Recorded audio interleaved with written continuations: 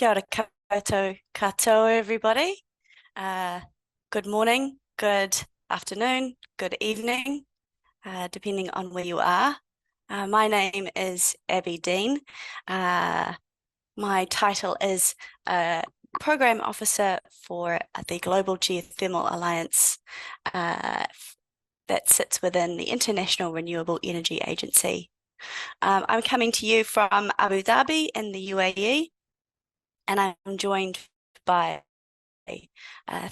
four really spectacular speakers, some of which I've gotten to know very briefly and some of which I know very well.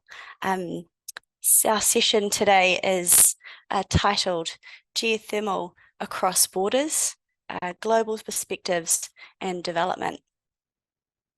I'm actually really pumped about this session. Don't know about anybody else, but I'm really looking forward to it. Shall we start? Carlo, would you like to start by introducing yourself today, seeing you're first in my little queue? Of course. Hello, everyone. And again, good morning, good afternoon, and good evening. I'm Carlo Cariaga, currently the editor-in-chief of ThinkGeoEnergy, which I hope a lot of you should be familiar with. So we are currently the #1 news and research platform covering exclusively the geothermal industry. And I'm hoping that a lot of the people watching this panel are also our regular readers. I'm coming to you from Germany, but my beginnings in the geothermal industry come from the Philippines. So I was part of the Energy Development Corporation, which is one of the biggest geothermal developers back there. And I was handling exploration geochemistry. I did that for something like 6 or 7 years. After a while, I transitioned to this role in ThinkGeoEnergy. I mean, it was a very drastic change, but somehow something pulls me back to the geothermal industry, and I'm happy to be here. So good to hear, Carlo. I'm not the only geochemist on. Next up, Paul, would you like to introduce yourself? Yeah. Hello, everyone. My name is Paul Muhindi. I'm a civil engineer and planning superintendent at Sosian Menengai Geothermal Energy, where we have actually built a power plant in Kenya. So Kenya is found within Africa, where we've been able to tap the energy which comes from geothermal power, and we generate power for the Kenyans. So we have been constructing the power plant for the first 1 year or so. And so far, so good. So many challenges that we like to share with the entire world so that they can be able to improve their standards as well. So through the session, if you have any questions, feel free to ask and I'll be here to answer. Thank you very much. Yeah, and we've got a couple of really good questions where you'll be able to talk quite a bit about that knowledge. I'm looking forward to hearing that. Dr. Sana, would you like to introduce yourself next? Yes, hello everybody. My name is Sana Al-Zyoud. I'm a geologist in background. I graduated from Darmstadt University in Germany in geothermal sciences and technology. That was around 10 years ago. And currently I'm an associate professor at Bayt University, a public Jordanian university located in Northeast Jordan in a desertic area. And currently I'm the Dean of Earth and Environmental Sciences faculty at the university. And I could also introduce myself that I'm the only female expert in Jordan in geothermal sciences. So this is really a big challenge for me to have really this role in Jordan. And I have some also work in publications and some also projects in geothermal sciences. We're currently working in Jordan with a very strong partnership with the government and also private sector as an academic sector, I mean. And this is my role, yes. That's wonderful. You're not far away from me. That's quite cool, actually. And congratulations on being the first female there, the only female there. That's a great honor to be able to open up the door for the rest. Well done. Kenny, last but not least, my dear friend, would you like to introduce yourself? Oh, kia ora, everyone. I'm Kennie Tsui from New Zealand Geothermal Association. So it's a privilege to be here today, sharing the time with my lovely colleagues here. So I'm dialing in from Wellington, New Zealand. So currently just nearly close to 4 a.m. in the morning. So super, super excited. So our day starts with a very windy and dark in Wellington, currently just the start of the spring season. So background is that I'm not a geochemist nor a geoscience person. So I'm an engineering background, and I'm also worked in both private and public sectors. So my last job before I became the chief executive, that I worked at the Climate Change Commission in New Zealand.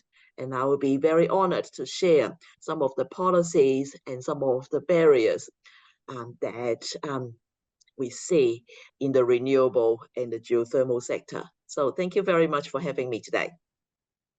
Thanks, Kenny. It's real dedication to be up this early in the morning. The geothermal industry appreciates that, I'm sure, as we all do in general. And yeah, we've got a really interesting question there on policy. So I'm actually really interested to hear your answer in that. I don't think we've talked too much about that in the past. Right, should we get cracking on the first question? I'm going to start and change it up. First question we have here is, you all have visibility and expertise, not just in your regions, but also internationally, right? We have quite an international panel on here. Carlo, you touch many places, just as an example. In order to foster further cross-border and cross-sector information, as well as resource sharing, what would you like to see develop over the next year or two in order to make that happen? Paul, I'm gonna start with you. What do you think? Okay, so I'm delighted to share the insights on the exciting world of the geothermal energy and how it will impact the lives of so many people in the world, not only in Kenya, but also the places where they can be able to use, let's say, the direct and the indirect users. So in the couple next of years, or 1 or 2 years, I foresee incredible opportunities for the international collaboration within the geothermal sector. This is because the geothermal region is well versed within the whole world. It's not only found in Europe or America, it's also found in Africa and so many other places in the world. So I just imagine forums and networks such as this one that will bring experts and stakeholders around the whole world together so that we can be able to share knowledge and create such certain curriculums that can be able to help the people to learn as well. So these platforms will allow the whole world to be able to share valuable insights and also best practices, as well as share resources that can be able to, resources can be people, can be machinery, or much of the time we can be able to share expertise such as professionals from different regions of the world, as some people have more predominant knowledge in certain fields within the geothermal.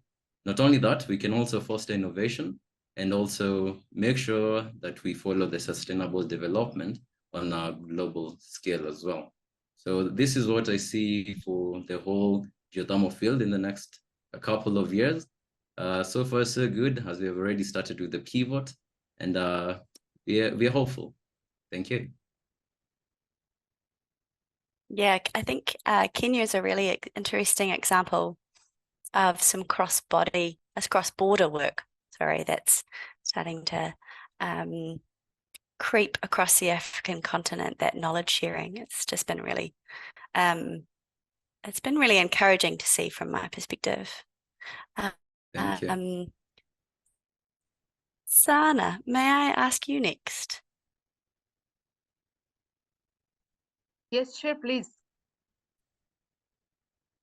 So, same question, I think, for you. In order to foster further cross-border and cross-sector information, as well as resource sharing, what would you like to see develop over the next year or two? Let me say something about my country, actually, more national aspects that I really love to see that geothermal energy could have a big role in our green energy strategy and policy in Jordan. And this is currently, unfortunately, not being done yet. That's why I'm really here trying with my colleagues who are really very interested about the green energy and the geothermal energy role in our energy bill as a country. So what I'm really hope to catch in the next 2 years, would totally agree what Paul just said, that we could share our knowledge and also have this exchange with the experts in the developing countries to have much more awareness about geothermal energy in public and also in private, and also even in the local communities, because I do believe that geothermal energy is not just an energy type, it's big tool for sustainable development, especially for the local communities and also in the desert, in the arid regions, and in the developing countries. Yeah, Jordan's a really good example where much development could be had. Yeah, really good example. Yeah. Carlo, may I go to you next with your ThinkGeoEnergy hat on? Same question. I'm really intrigued. What do you think? Okay, so maybe I'm coming into this question with a perspective of someone who came from the Philippines and is now being more exposed to projects in Europe. So I would like to recognize the value and the unique role of the more established geothermal companies as well as the more developed regions and countries in providing opportunities, perhaps for internships or trainings or education, or even just attending international conferences for those who are from developing countries who may not be able to afford these opportunities by themselves. It does not mean that those from Europe or the US have more expertise. It might go both ways for all we know. Like we have experts in Indonesia, we have experts in Kenya, we have experts in the Philippines. So just crossing that financial burden, financial barrier of being able to exchange this information physically, maybe even virtually. That's kind of that's the responsibility of the more able regions, countries, and companies.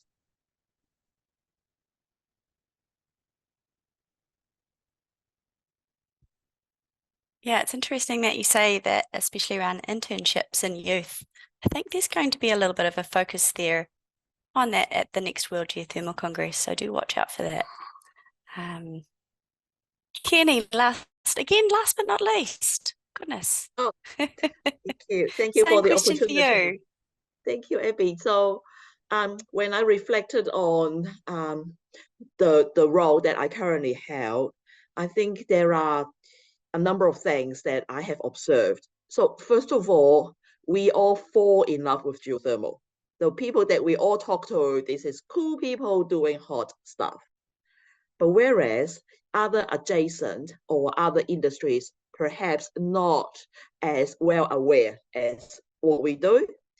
So I think the first thing is the visibility of whether geothermal is in the renewable family. I think the visibility needs to needs to be more cross discussions and also a lot more communications. That is our role to all cross fertilize and learn from each other. The second one is about the profile, and platform like this, Pivot, and also other international associations like the one that we all associate with, like Abbie in the IRENA world, really highlight the importance of geothermal not just in the electricity, the energy, direct heat use, but also in the regions and the country's economic development. And I think that needs to increase in terms of the profile. And third one is, I agree with Saan, is about our role in the energy strategy, energy policy development. Let's have a public debate. Let's go and talk to the policy people and also our government so that we all share about their vision. We all part of their work program and also see the public and private partnership. So this is what I would like to share with you. That's a really interesting point, and I'm going to go a little off point just to do a follow-up question here, if that's all right. Carlo, maybe you can help me out here. There was, I think, a recent article, was it maybe for the States, where there was talk of making sure that, or changing policies so that geothermal had the same kind of policies as oil and gas. Does anyone remember that article? I feel like that was a ThinkGeoEnergy one. It was an article written by another person. It wasn't from ThinkGeoEnergy, but yes, I remember that.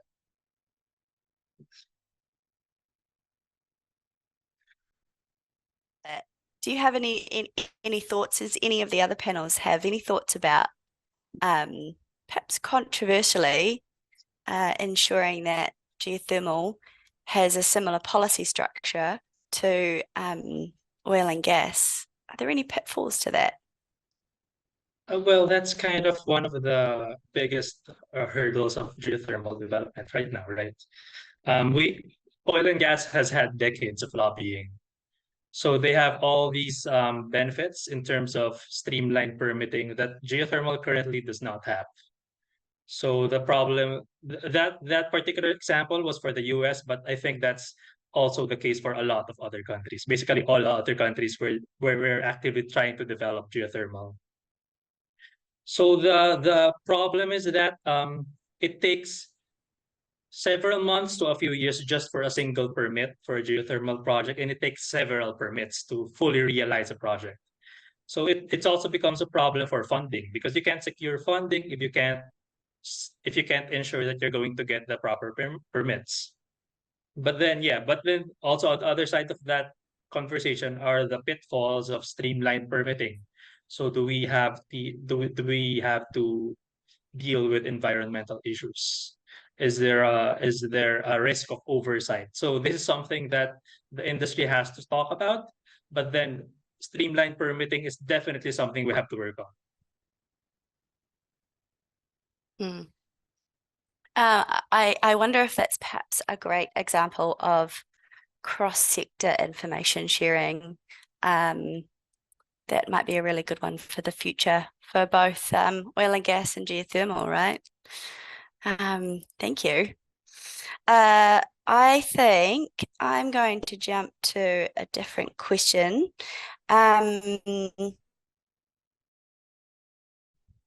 So this one is for all of you guys again. What barriers do you see for the potential transfer of technology, workforce, and knowledge from oil and gas to the geothermal industry in your regions? So just kind of following on from that example. Sana, would you like to start this time first? Yes, sure. We are in Jordan just in a very initiating phase in this issue. We're still lacking in policies and also in some decisions on national scale regarding that. But I could say, yes, we're starting from oil and gas area to exploring our geothermal potential. It's not easy. I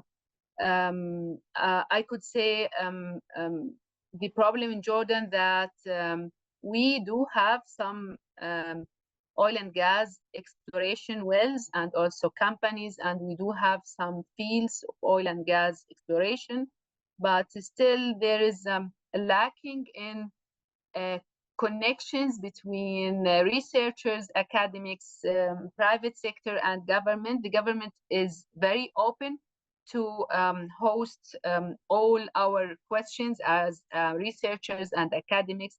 And I'm also pretty sure that also the private sector is also welcome regarding the geothermal potential trials of exploration in Jordan. But we still don't have such an experience like other countries to answer this for you very obviously. But I'm very optimistic that we could start from this point to have some knowledge and to have some data, to have some starting good and reliable starting point regarding the geothermal potential and geothermal exploration in Jordan. Yeah, really appreciate that. It's kind of starting from scratch, right? And there's a lot of people who can help with that. Goes back to that cross-border stuff again, right? Kennie, other end, can I go to you now? Sure, thank you so much. And I agree with the cross-border and also the knowledge sharing program, something that Carlo touched on and in the earlier question about the policies alignment between oil and gas and geothermal. And I think that in New Zealand case, the government did using the public funding for the geothermal drilling program. That the last one that we did was actually in the 1980s. And so that was a number of decades ago. And so that means companies are still utilizing that as the public information. So it's very hard for newcomers to enter into the industry, knowing that all the incumbent geothermal companies are holding the private geothermal drilling program data.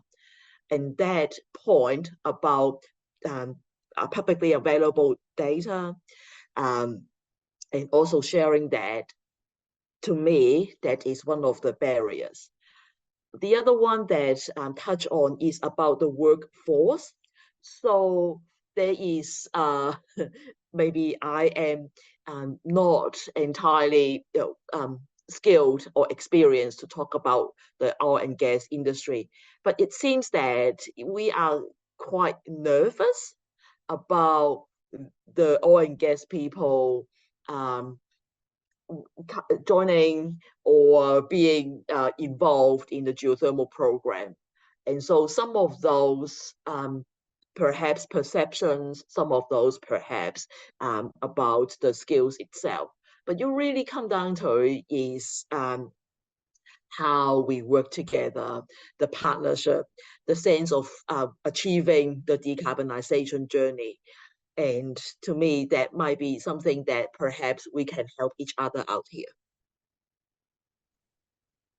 Yeah, I really appreciate you bringing that up, that that tentativeness, that almost fearfulness of crossing a divide. I think that's exactly why Pivot exists. It's a big reason as to why Project Inner Space exists. I think we're seeing a breakdown of those barriers through these sorts of programs. I'm at an international level seeing that quite broadly now, and I think the tide will only turn as more hands cross those divides, right? Paul,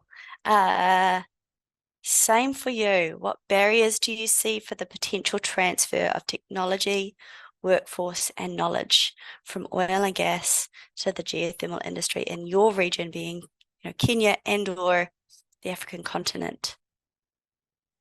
Okay, so thank you for the question. What I can say about, let's say I can start with Kenya. The barrier of the technology transfer might not be exactly significant or felt, because in Kenya, the oil and gas industry is rather small compared to other countries within Africa, such as Nigeria. But we have some expertise and we have some knowledge of drilling of the geothermal wells, because we started more than 30 years ago. So when it comes to the technology of well drilling, especially for geothermal, we have some expertise. So the transferring of technology from the oil and gas to the geothermal comes basically with some challenges, because we have to adopt some drilling techniques and expertise that are a bit unique to geothermal conditions. Remember, when you were working with geothermal, much of the time you're working with let's say, some type of natural gas when you're equating it to oil and gas. But for our case, now we're working with water that might be in supercritical temperatures or pressures, now to take it to the surface to be able to run the machines and so on and so forth. So for the geothermal industry, it typically operates at a smaller scale compared to oil and gas. So this means the financing and also basically the financial muscle in the geothermal drilling might be smaller compared to the oil and gas, thus limiting the amount of research that can be done, especially for the drilling of the wells or even the pipe gathering system for the entire geothermal steam fields. So maybe to overcome these challenges, we can be able to focus such tailored programs for training, such as Pivot, where we can be able to exchange ideas and also information between technical teams and also the legal teams, so on and so forth, so that we can be able to have a dedicated research specialized for the geothermal field and also for the steam fields and etc. And we should also come up with strategic partnerships that can make knowledge exchange a bit seamless, such as right now we already know there are some industries, the big players in the oil and gas industries, that are already trying to gear towards the geothermal field. This is such as ENI or Chevron. They're trying to research and also explore further about the geothermal power. So it's a very big advantage to the geothermal industry, where we can now be able to utilize the technology, the knowledge, the information, and also the resources that are already present in the world. We don't have to come up with a whole new system, as we can just utilize whatever is currently present. That is my take on the barriers that we have, and also some proposed solutions that we can be able to utilize from my side. Nice, very nice. I can see, by the way, there's quite a few really interesting questions coming through, which is quite awesome to see. Yeah, I'm actually quite excited to get to some of these. Carlo, last one for that question. Choose to answer either via EDC or from your international perspective. Okay, I'd like to maybe riff off of that answer of Paul when it comes to services that the geothermal industry needs. For the most part, these are the same services that the oil and gas industry needs. So in terms of being able to use these services or engage with these services like drilling or power plant construction, the geothermal industry is kind of in direct competition with the oil and gas industry. So I've in my conversations with, say, developers in the UK, they find it kind of hard to engage with these services because there are about a dozen oil and gas projects for every one geothermal project. And then they inevitably pay more, they're bigger. So perhaps there has to be an extension of tax breaks or financial incentives beyond just the developers.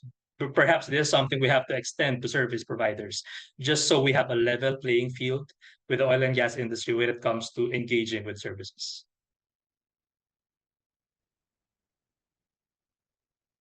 Yeah, it's good to hear that some of the financial stuff has come up. And it's a frequent mention of barriers for geothermal. And we don't always put specific values around that. So yeah, it's a really good point. Wow, we have 15 minutes left. How did that happen? Amazing. I think I'm going to go one more question from the list, and then I'm going to transfer over to some of the questions that are coming through in the chat. Because I really want to touch on this one again. It's kind of a high level question. Geothermal has tremendous potential, not just in terms of power and heating and cooling and and all that sort of good stuff that we're either using extensively or starting to use more. It also has an impact on the levels of human development around the world. And there's also a really interesting question that's come through in the chat, which is why I want to cover this one. How do you see it impacting the Sustainable Development Goals, the SDGs, again in your regions?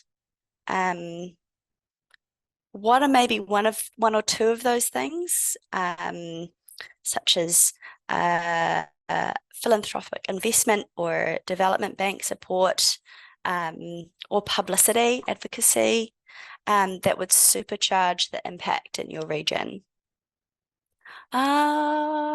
Kenny, what do you think? Oh, thank you for the question. And I think this is so important about aligning our vision with the SDG.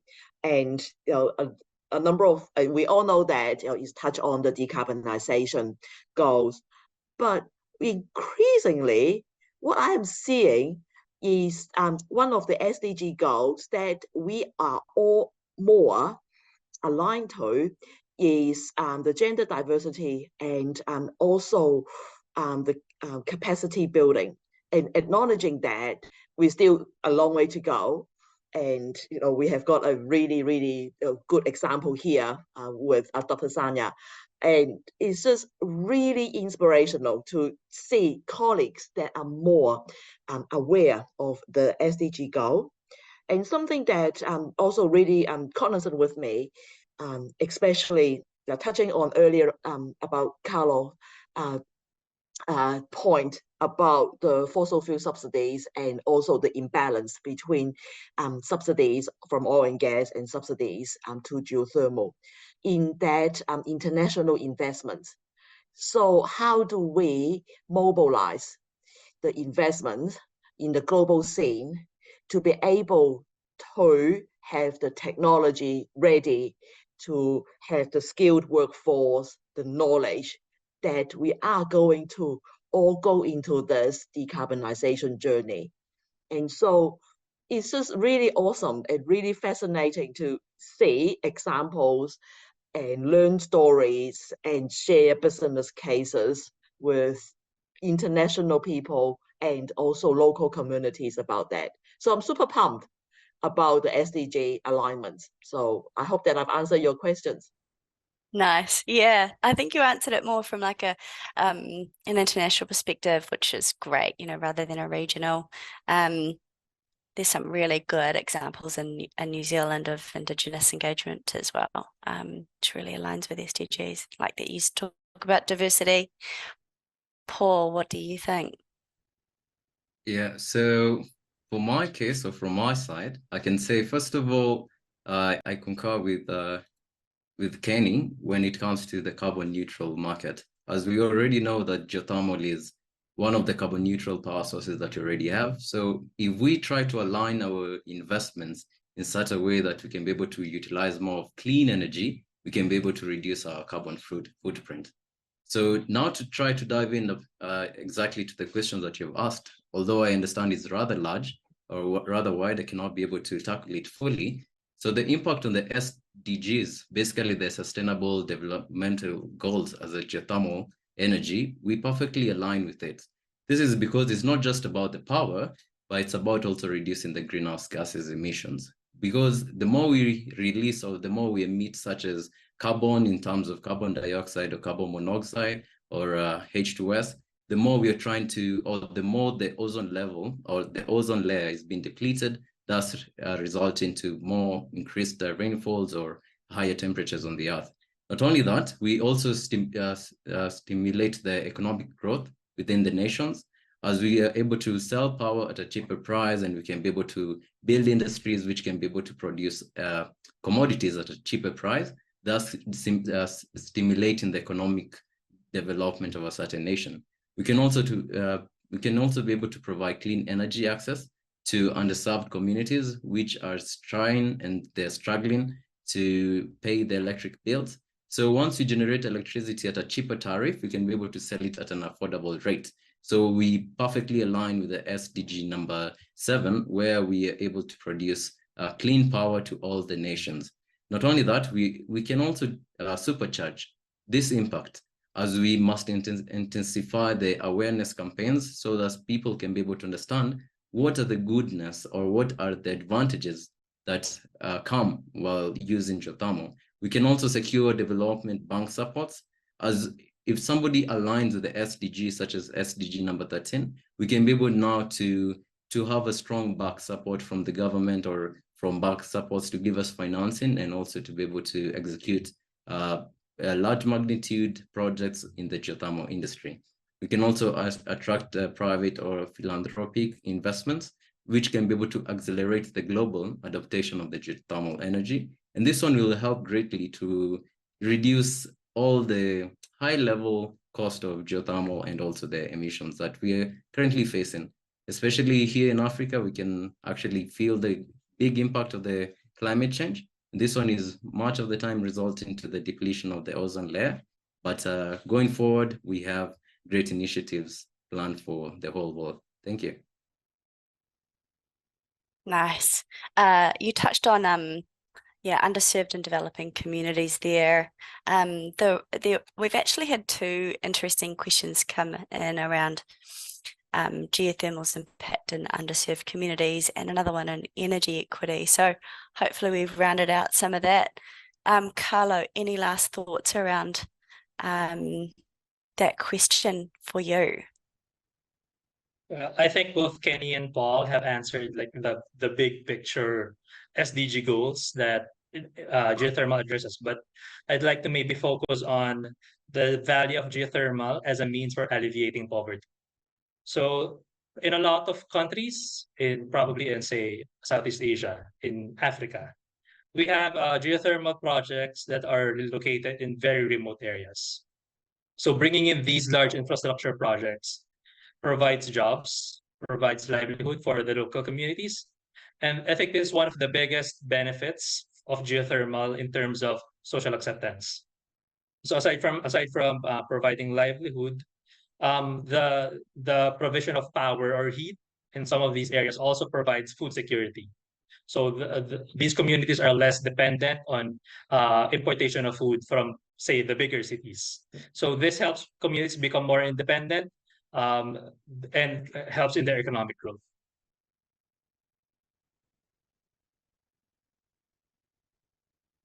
Yeah, I appreciate that.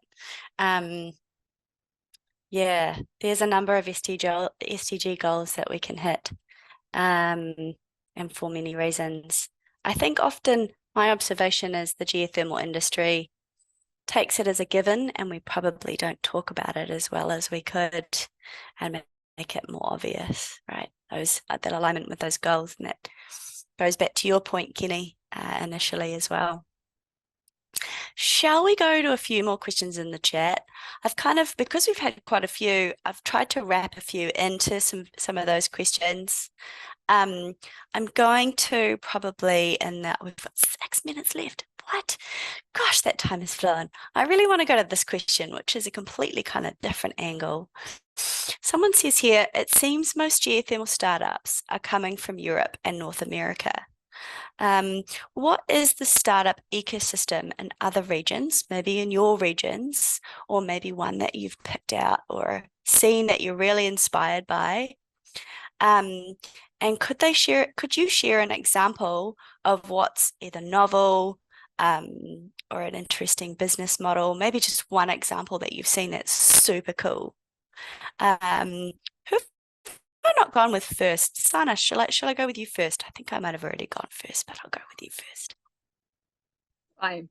I would say that actually in Jordan, I've just said that we're just in the initiating phase. But I'm also very proud that we have, for example, a whole campus building, university building, which is heated and cooled totally by geothermal. And this is something I'm very proud of it, because we're, as what our colleagues just say, that we're not, we rely on geothermal energy in Jordan, that we could use it for energy production. but we also rely on other shallow applications in geothermal energy for heating and cooling, for also local communities development.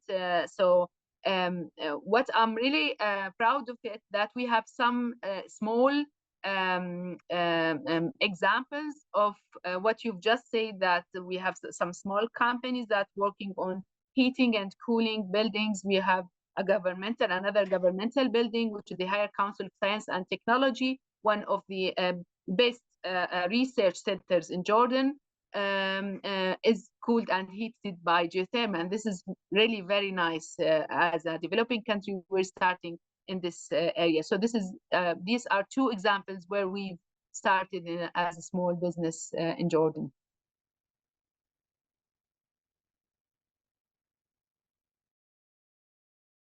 I'm the only person who's done that, started talking while on mute. Look at that. We've done really well so far. Carlo, I'm going to go to you. Okay, I almost did it. I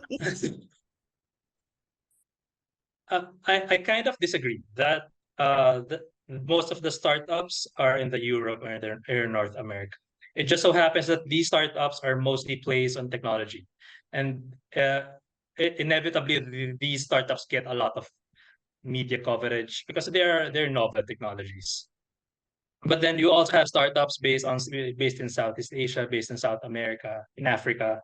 But these are more focused on more local issues, I would say. So say we have there's this startup in Indonesia. So they focus on providing training for geothermal drillers. So it's headed by this guy who's one of the most experienced geothermal drillers with international experience, and he provides free courses on geothermal drilling. So we have a startup industry in other countries, but their focus is a bit more regional or local.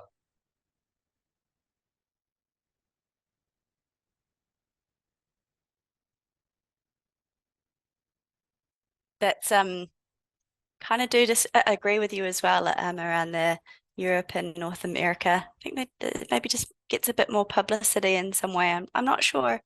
But yeah, I agree. Kenny, go to you. Okay, we've got 2 minutes left, but Uh-huh.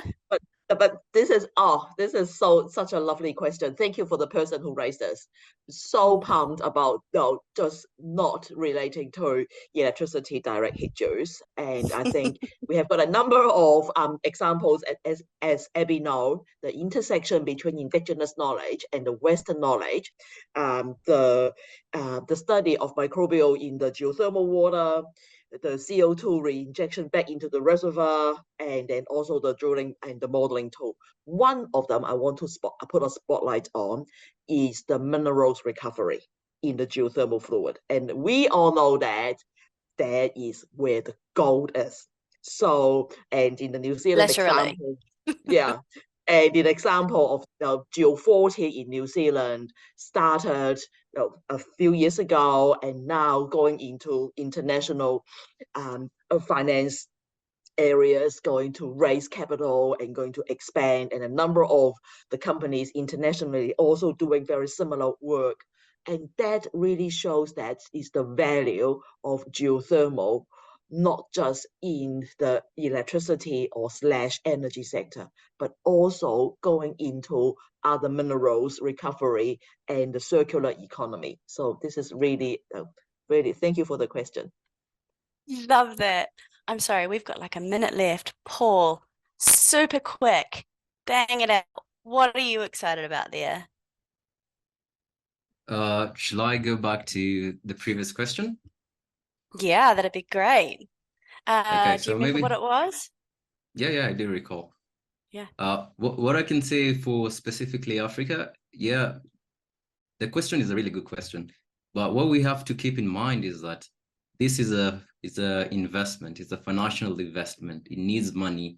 So at the end of the day, even if the other continents want to invest in this technology, if the financial muscle is not as strong as compared to Europe or America, it might be a rather big challenge.